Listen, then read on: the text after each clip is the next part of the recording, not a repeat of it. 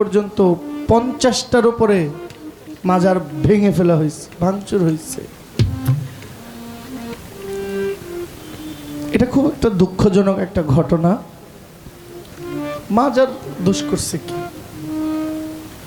দোষ করলে আমি করেছি, অপরাধ করলে আমার, অন্যায় করলে আমার, ভুল করলে আমি করেছি। মাজারের ফকির দরবেশ পাগল কিন্তু করে না। আমাকে যদি আমার ভুল থাকে আপনি আমাকে সংশোধন করেন। আমি যদি অনৈতিক কাজে লিপ্ত হই, দেশে আইন আছে, দিয়ে দিন আমাকে। মাজার ভাঙার কারণ কি? যারা ভাঙছেন তারা আমাদের দেশের ধর্মীয় আলেম সমাজ। একটু তিতা হইলেও সত্য, এই দেশে মানে এই বাংলাদেশে মাজারওয়ালা না আসলে মসজিদ হইতো না। আমাদের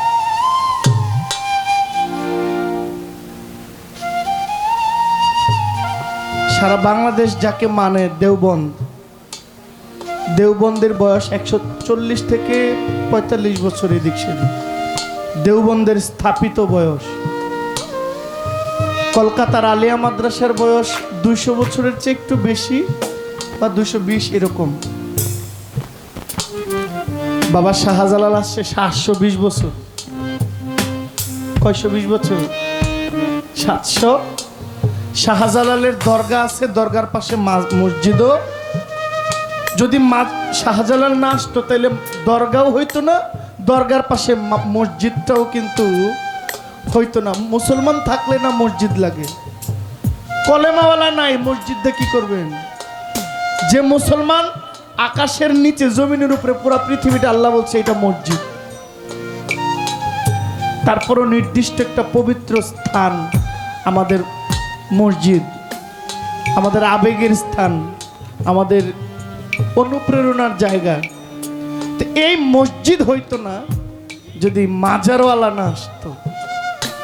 আজকে খাজা বাবার নামে বাজে কথা হয়, বলেন আপনারা, আমার সমস্যা নাই তো। কিন্তু খাজা গরিবে নওয়াজ একমাত্র লোক, একমাত্র ব্যক্তি, একমাত্র অলি যার জীবনে, যার শেষ জানাজার মধ্যে 96 লক্ষ কালেমাওয়ালা মুসলমান অংশগ্রহণ করেছিল। আমার পালা জীবনী, এই জন্য আমার এই কথাটা বলা। ভারত উপমহাদেশের মধ্যে কোনো কলেমাওয়ালা ছিল না, একমাত্র খাজা গরিবে নওয়াজ এসছেন। ওনার আগে আরো 8 জন অলি আরব ভূমি থেকে ভারতবর্ষে এসেছেন। কেউ টিকতে পারে নাই, দাঁড়াইতে পারে নাই।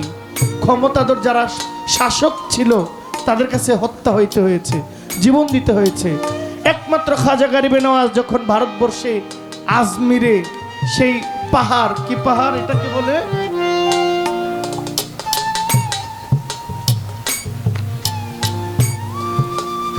পাহাড়টার নাম যেন কি, তারাগড় পাহাড়। এই তারাগড় পাহাড়ের উপর থেকে তৎকালীন সময়ের বাদশা ছিল যার নাম ছিল পৃথ্বীরাজ, ওখানকার শাসক। শুনছে এক দরবেশ আসছে, আজ এই ইয়ে থেকে, আরব থেকে, মক্কা থেকে আসছে। এক বিরাট বড় পাথর ছাইরা দিছে, দরবেশের উপর দিয়ে যেন যায়, রোলার চালায় দিব, দরবেশ মরে যাইব। পাথরটা তারাগড় পাহাড় থেকে উপর থেকে পড়তে পড়তে পড়তে পড়তে খাজা বাবার কিনারে আইসা পাথরটা আর নামে নাই, উপরে উঠে গেছে। কেউ যদি এখানে যায় থাকেন আজমির শরীফে, একেবারে নগদ দেখে আসতে পারবেন যে তারাগড় পাহাড়ের পাশে ঢালুর মধ্যে একটা পাথর মাটি থেকে আলাদা আছে, মাটির নিচ থেকে আলাদা। এটা ভাসমান, না মাটিতে আছে না উপরে আছে, ভাসমান। খাজা বাবার কাছ পর্যন্ত পাথরটা আর আসে নাই। এটাই খাজা বাবার পাওয়ার, এটাই মজিজা, এটাই অলৌকিক কারামত। একটা পাথর থামায় দিয়েছে, বিশাল বড় পাথর। এই পৃথ্বীরাজকে ধ্বংস করে পুরো ভারত উপমহাদেশকে দখল করেছে। ওনার বিদায় বেলায় 96 লক্ষ মানুষ জানাজায় অংশগ্রহণ করেছিল। একজন মুসলমান নাই সেখানে, 96 লক্ষ মুসলমান জানাজায় অংশগ্রহণ করেছে। সব কৃতিত্ব খাজা গরিবে নওয়াজি। ইতিহাস বলে কোন মুসলমান নবীর জীবনেও এত মানুষকে কলেমা পড়াইছে নাই যেটা খাজা গরিবে নওয়াজ করছে। এখন আমার যুবক ভাইরা, আমার বয়সী অনেক ভাইয়েরা খাজা বাবার মাজার নিয়ে ব্যঙ্গ করতে পারেন, সমস্যা নাই। তবে আপনি জানেন না, এই জন্য করেন। পড়তে হবে, বই পড়তে হবে। আপনি পড়লে তো দোষ নাই, আপনি পড়লে জানতে পারবেন। মাঝে মাঝে আলেমরা মুখ ফুসকে 10টা কথাও যদি তাদের বিরুদ্ধে বলে, 1-2টা কথা তাদের পক্ষে বলে, আপনি 1-2টা পক্ষের কথা খুঁজে আপনি একটু ঘাটেন, দেখবেন আপনার মধ্যেও একটা মায়া, একটা আবেগ, উলিয়ার প্রতি একটা মহব্বত সৃষ্টি হবে। ভণ্ডদের বিপক্ষে সবসময় আমাকেও যদি ভণ্ড মনে হয়, আমার শাস্তি হবে, কোনো সমস্যা নেই।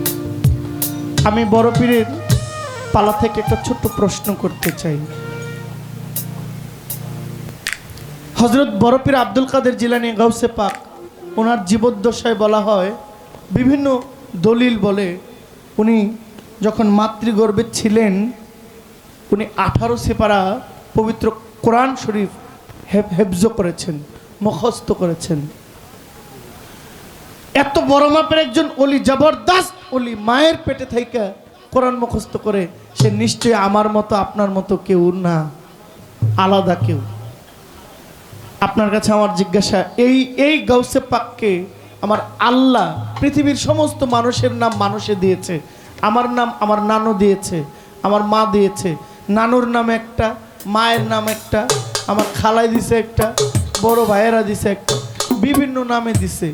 একটা নাম গিয়া ফাইনাল হয়ে গেছে, এটা জহিরুল ইসলাম। নাম কিন্তু অনেকগুলো ছিল, এখন থাকে না বাচ্চাদের 4-5টা নাম, একটা নাম শেষ পর্যন্ত টিকে। আমার আল্লাহ নিজে বড় পীরকে একটা নাম দিয়েছিল। এই নামটা কি?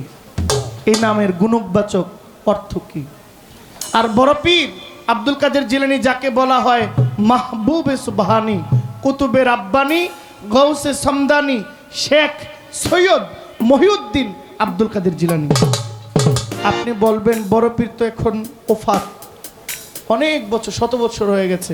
নবীজির বিদায়ের 400 বছর পরে বড় পীর জন্ম নিয়েছেন। আজকে 1000 বছরের উপর হয়ে গেছে বড় পীরের ওফাত হয়েছে। বড় পীর ওনার যে নামের যে একটা পাওয়ার, গাউসে পাক, গাউসুল আজম, গাউসুল আজম, এই শব্দটা বড় পীর দুনিয়ায় আরেকটা তরিকাকে দিয়ে গিয়েছেন। এই গাউসুল আজম তরিকাটা এখন বর্তমানে কোথায় আছে, কার কাছে আছে? এটার শেজরা নামাটা কি, এটা একটু দয়া করে খুলে বলবেন।